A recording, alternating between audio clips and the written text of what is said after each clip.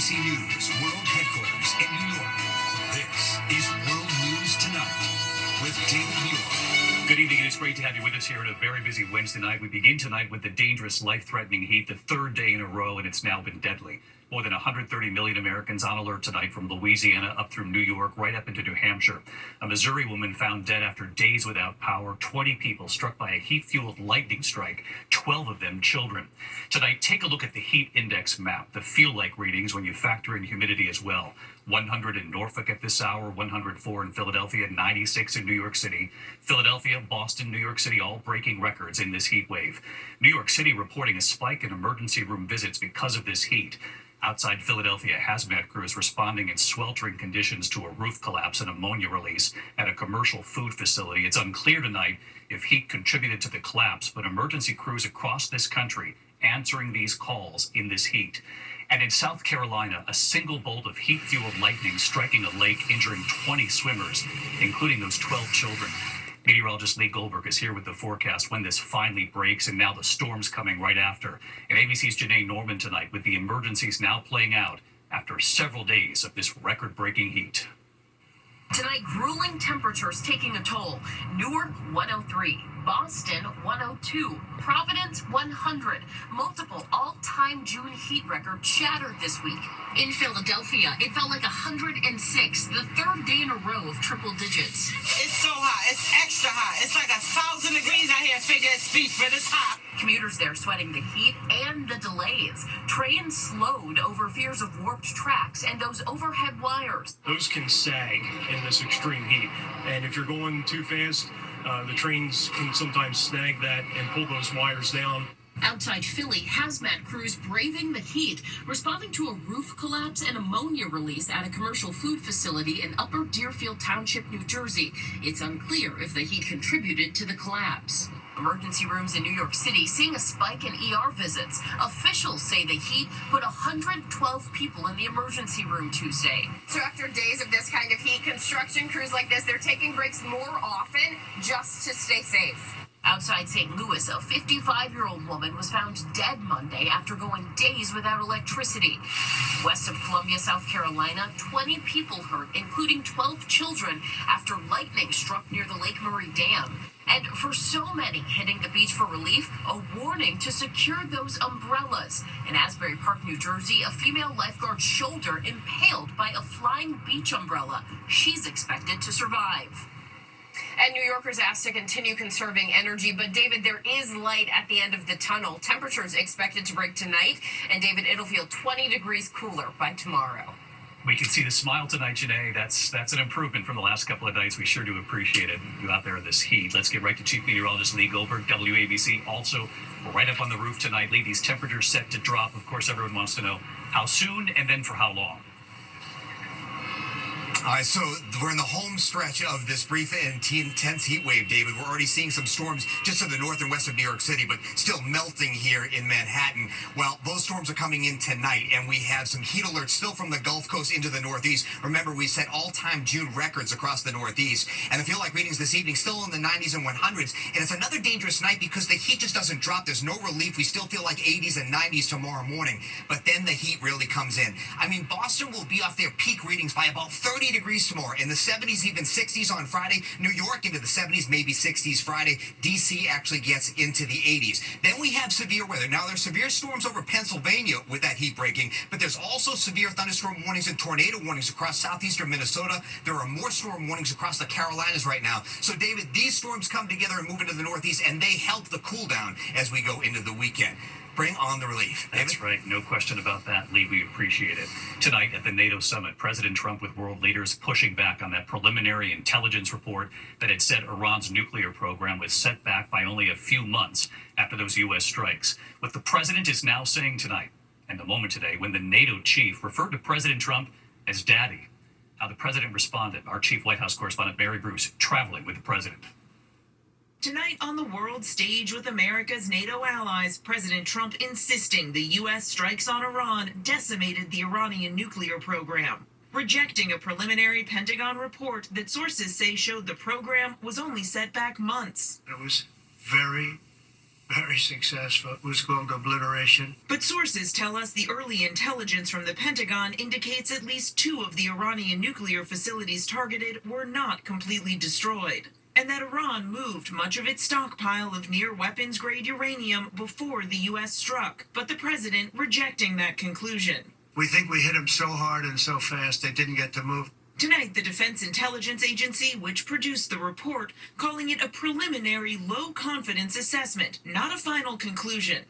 The president today actually reading Israel's intelligence, which concludes the U.S. bunker-buster bombs that hit Iran's main nuclear enrichment facility, Fordo, destroyed the site's critical infrastructure and rendered the enrichment facility inoperable.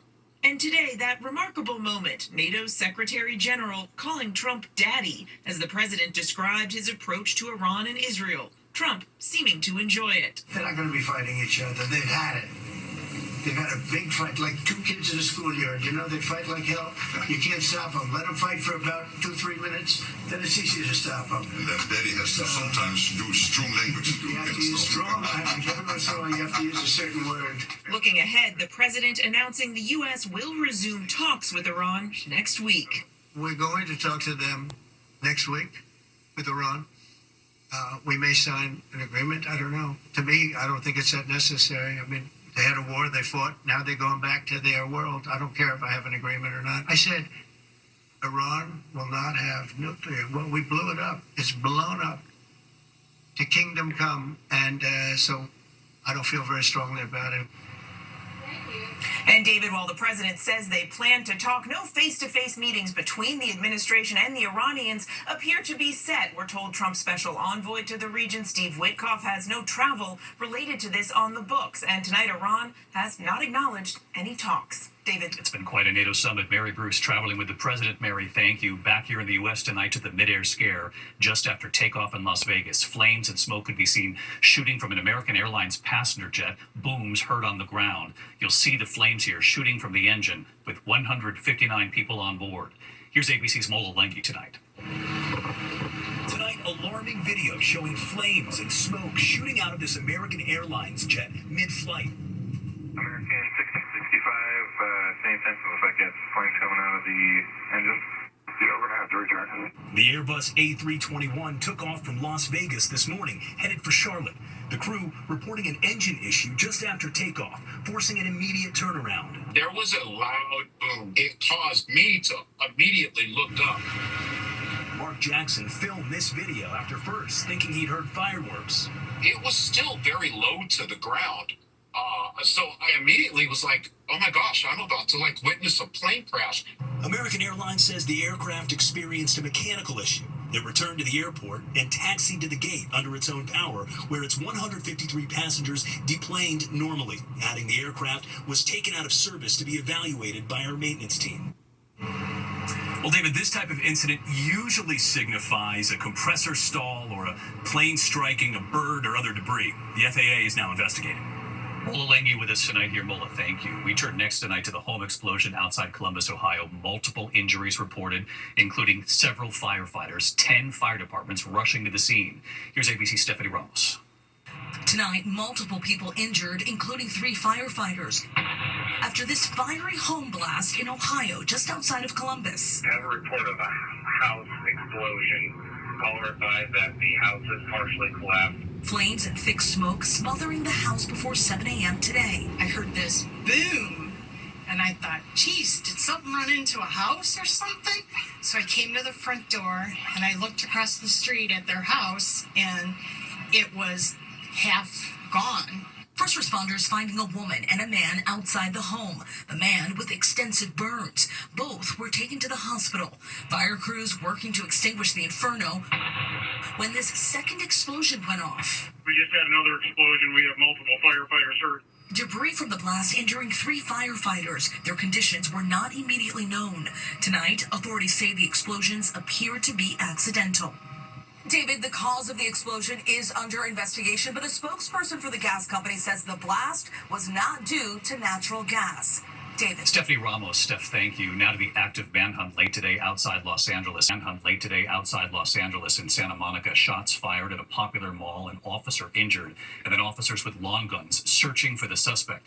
Trevor Alt with the images coming in from Los Angeles. Tonight, the massive police response after an officer was injured during a shooting at a popular shopping mall in Santa Monica. It happened near a parking garage, setting off the manhunt.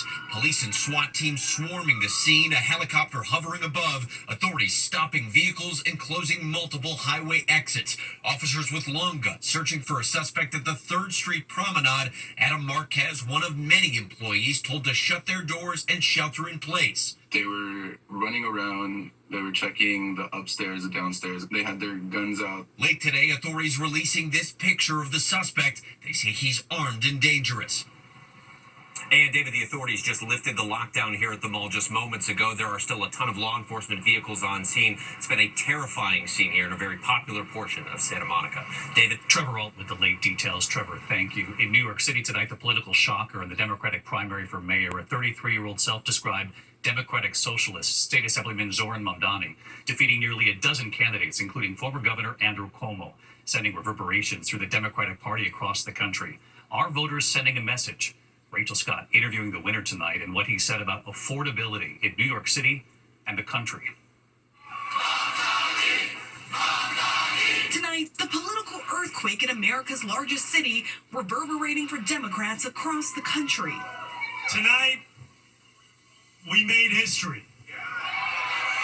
33-year-old Zoran Mamdani, who just weeks ago was a little-known state assemblyman, pulling off an upset win in the Democratic primary for mayor. We have given our city permission to believe again. Mamdani defeating former Governor Andrew Cuomo, who was hoping for a political comeback after resigning in disgrace amid a sexual harassment scandal. Tonight is his night. He deserved it. He won. Mamdani's campaign laser focused on making New York more affordable, a strategy he tells me could be a blueprint for Democrats. I think there's a question of how we return back to what made so many of us proud to be Democrats. How do you do that? And I think it's that focus on an economic agenda, on ensuring that people can do more than just struggle. Mamdani, who proudly calls himself a Democratic Socialist, campaigned on freezing rent, making buses free, and opening city-run supermarkets. In November, he'll face the city's current mayor, Eric Adams. He's a snake oil salesman.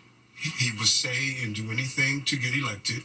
Adams was indicted on corruption charges, which were later dismissed by the Trump administration. Trump going on the attack. So, President Trump just weighed in and called you a communist lunatic. What do you say to that? You know, this is not the first time that President Trump is going to comment on myself. He ran a presidential campaign in part speaking about the necessity of making groceries cheaper and to make cost of living more navigable for so many. He's shown himself uninterested and unable to deliver on that.